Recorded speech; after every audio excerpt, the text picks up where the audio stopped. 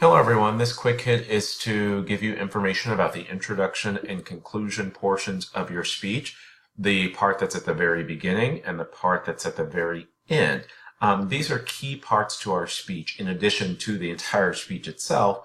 One, because they gain the attention of the audience, and then two, because they end on a lasting note that's going to make the audience remember you as the speaker and your topic as well. So let's jump right into what makes proper introductions and conclusions. When it comes to the introduction, first things first, the whole point is to get the audience's attention. When you look at public speaking, if we can gain the audience's attention right off the bat, we're more likely to keep their attention as we're going on throughout the speech. And this is key, and we're going to talk about on this next slide what you can choose in order to gain their attention, but you always want to get them intrigued at the beginning. If we can get their attention span at the beginning and keep them intrigued then we can slowly meander and work our way into our actual topic and explain what it has to do with them. So when you talk about the introduction, we want to be creative with this. What can you do that's very creative, that's going to gain the attention, and not only that, sustain their attention within the speech, but you do want to use common sense when it comes to an AGD, and I'll explain why in a story when I get to the next slide. And as I said before, the entire point of the introduction is you want to establish that relationship with the audience. Let them know that it's not just speaker audience or sender receiver or speaker listener. Let them know that we're all in this together. This topic that you're talking about, this story that you're giving them, or this argument that you're making has to do with everybody in the room. That includes the speaker. And we can do this through an initial preview as well. Your book talks about internal previews, but your book does not mention initial preview. An initial preview is a preview statement of your main ideas right before you jump into the first main point. So when you talk about an initial preview, how you can set up your introduction is your first 3 to 5 sentences, or a little bit more than that, has to do with your AGD, which we're going to talk about on the next slide.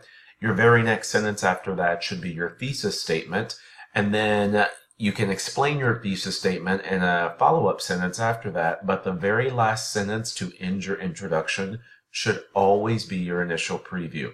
It's essentially a roadmap. It's letting the audience know this is how I'm orienting throughout my speech. This is how I'm going throughout my speech. So you want to have that initial preview. An initial preview typically starts off with, so first, I will tell you the first main point. Second, I will tell you whatever your second main point is. And then finally, we will end with whatever your third main point is. That's a pretty typical initial preview. Some of the things I'm noticing as I'm grading your introduction speeches, and I might see it on the informative speech, and I'm not too sure yet, is how we start. We're at a point now where you don't need to introduce yourself.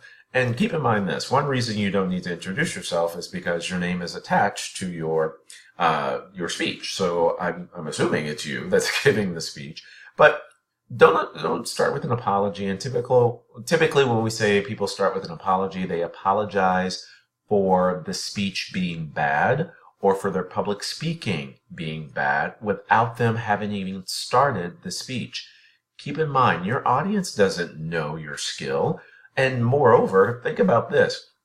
Your audience would be willing to guess that more people in your audience would be more petrified than you are if they were to have to give a speech. So we don't want to apologize for your topic, for your speech, for the structure, for anything before we start because you don't think it's good enough. Because what that essentially does is that undermines your speech. If you start off apologizing about the speech itself or about your speaking ability, then my first thought as an audience member is, well, they have no credibility, so why am I even listening to the speech? So you don't want to start off with an apology. A couple of things that students tend to do, and even people outside of this class tend to do, they'll start by saying, hello, my name is blank, or hi, my speech is on blank, and then they'll get started. Or they'll start with the vocal filler, okay, and then they'll jump right into their speech. The best way to do the introduction is the minute you step up to the room. And this might be something you have to work on because you guys are recording your speeches and making sure the camera's ready and everything of that nature. But the best thing to do is the minute you walk up to the front, take a look at everyone in the audience, and then just jump right into your AGD. No need to say, hello, my name is blah, blah, blah. No need to say, my topic is this. Just jump straight into the AGD. The whole point of the introduction is for us to figure out your topic because you're eventually going to tell us. And then finally, just give them a reason to listen. And this has to do with your thesis statement as well. How does this topic impact the listener? Why should they be listening to this? Is the topic socially relevant, socially significant? And if it is, you need to tell the audience. Why? Because it lets them know, hey, this influences you, this impacts you in some way, shape, form, or fashion, so you might want to continue to listen to my speech. So a couple of AGDs. Keep in mind, an AGD is an attention-getting device. This is the device that you're using in order to gain our attention in the introduction. A couple of AGDs. You could start off with a question. It could be rhetorical or an actual question. And people often say which one's better, and my response to that is whichever one you choose. Me personally, Mr. Sean, if I'm giving a speech in downtown Houston or at some convention and I decide to use a question as my AGD, I will most likely use a rhetorical question. Why? Because I personally think rhetorical questions allow for the speaker to think. Not only that, I am going to answer your rhetorical question with my speech, or the rhetorical question that I've asked you with my speech. So that's what I like about rhetorical questions, but you can actually ask actual questions. You do have to be aware that there's some downside to this. One of them may be nobody would know the answers to your questions. Number two, no one will answer your questions. Number three, your questions could possibly lead to other questions, which could get you off track of your speech. So you want to be careful about asking actual questions. And I've been in a situation before, it wasn't me, but I was in the audience and the speaker started asking actual questions and he didn't know the answer to a few of them.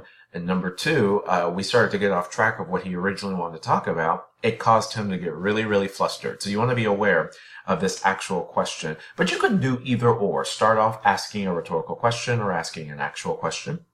Startling statement, just something that's going to rattle the audience, going to startle them. An example of this is if you walk up to the front and say, what if I told you after my speech, you're all going to die? That's a startling statement, right? Or 2 out of the 3 of you in this room are going to be killed once you step outside. Something along those lines that just gets the audience to start thinking. It was like, wait a minute, I was not expecting that. That's the phrase we typically use with startling statements. I wasn't expecting him or her to say that. A narrative, which is essentially a story, and you can start off with a real story or a hypothetical story. Keep in mind, with the hypothetical story, you're saying this could possibly happen. I know how my brain works. And when I say my brain, I'm saying Mr. Sean. I know how my brain works. And my brain will say, if you tell me a hypothetical story, my very first thought is, yeah, but it might not happen. I'm more partial to real stories, and so are others so are others because we're human beings. We love connections. We love emotions, things of that nature. If you can find a really good emotional story, you're probably on the good side of this, because you're saying that this actually happened. Not only that, we connect better with emotion. However, you can use a hypothetical, a made-up story, or you could use a real story, either or. And unexpected behavior, you want to make sure this isn't a gimmick, though. When you say unexpected behavior, it's just something that you would have never expected the audience member to do. If I were to give a persuasive speech on why Lone Star College University Park should get rid of Minuti and instead put in a Starbucks, maybe an unexpected behavior of mine would be to have a Starbucks barista come in and serve the entire audience Starbucks, or to have Starbucks waiting for everyone outside the classroom or before our speech. That would be an unexpected behavior. A gimmick is trickery. It's some element of trickery, and you want to make sure that you don't do that in order to gain the audience's attention, because it could be unethical. You're trying to trick them into paying attention with something that had nothing to do with your speech. You see the picture of the watermelon in the background. I'll tell a quick story.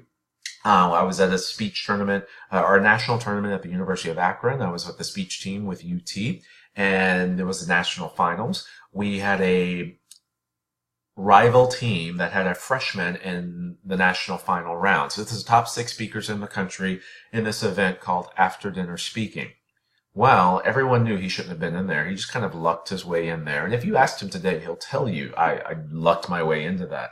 But his luck was finally running out as he got into the final round. I think he knew that he was going to get 6th place, get last place.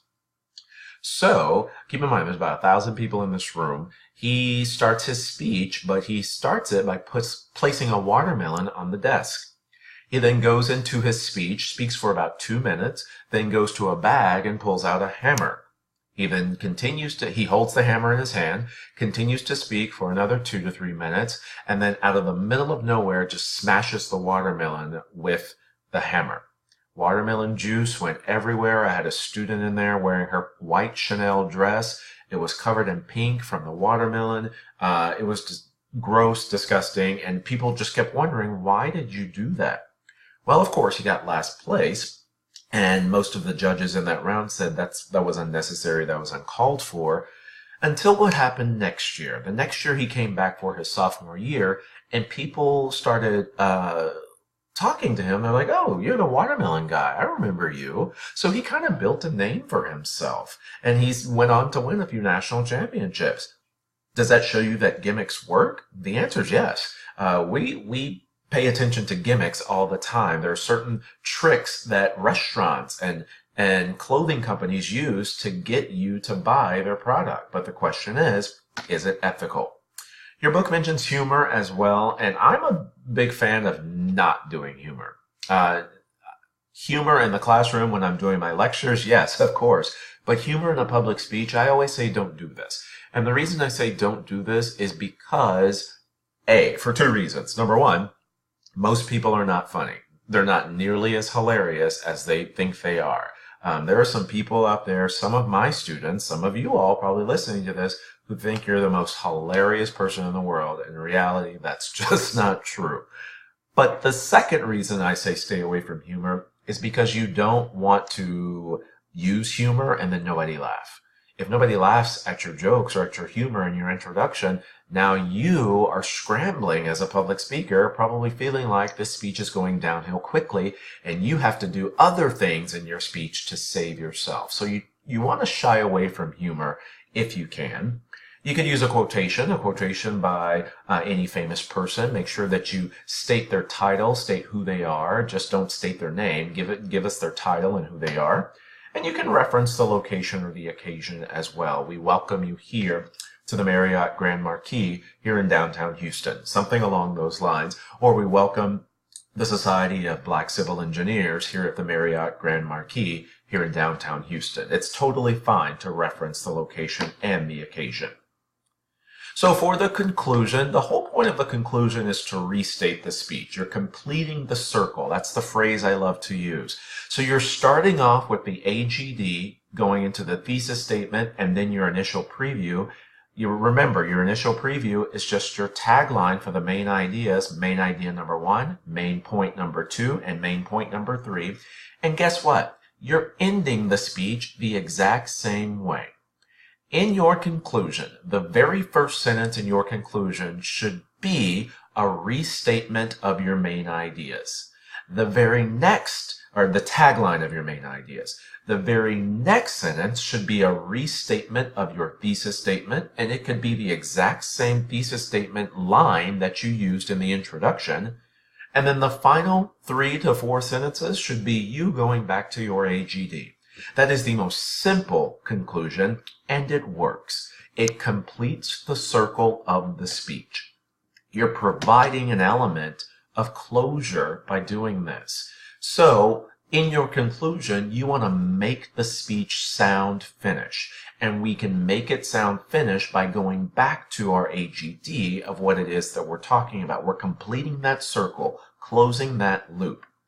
Here's the deal. I'm not the biggest fan, personally, of the phrase in conclusion, and this is why. when you use the phrase in conclusion, sometimes it can signal to the audience, I can stop paying attention now because they're at the end. And that's not what you want them to do. You want to leave them with a lasting memory, a lasting note.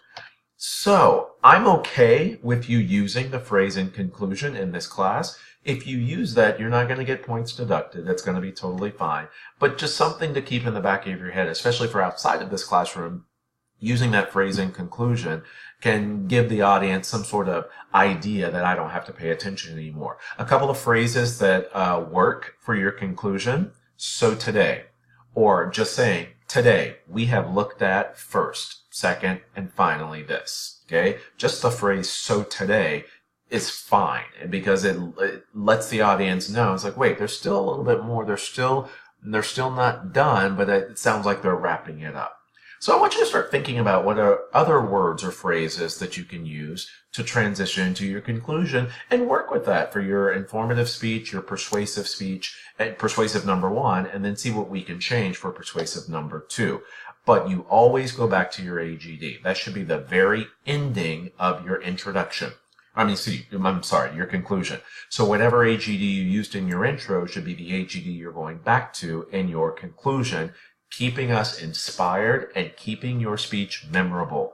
The whole point of the conclusion is to give us an ending of the speech and leave us with a lasting, memorable note so that we remember not only your speech, but also you as the public speaker. And then finally, transition statements. Students always ask, Mr. Sean, how do we move? How do we end one main point and go to the next? And my response is through the use of transition statements. Transition statements, we can do 2 ways. Okay, I'm typically partial to one of 2 ways. You can do the conjunctive adverb of your transition statement. When you use conjunctive adverbs, remember this from English class, it just signals that you're done with an argument and you're moving on to something new or something else. And some of the examples, however, nonetheless, nevertheless, additionally, moreover, furthermore.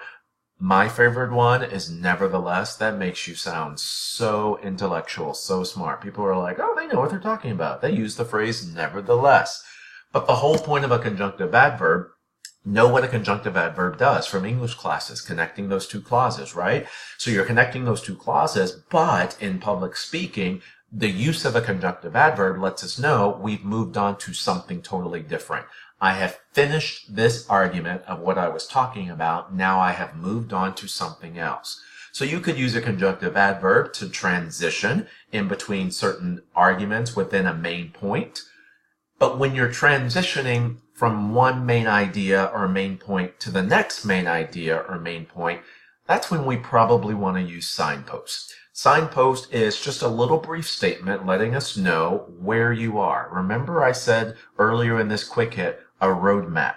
Signpost gives us a roadmap of where you are. And they're typically numbers, okay? So you could say first, second, third, next, finally. All of those are great signposts that you can use within your speech, all letting us know this is where the speaker is in the speech, okay? They're on their 3rd main idea, or they're on their 2nd main idea. And if they say finally and start talking, well, this is the final point of their speech.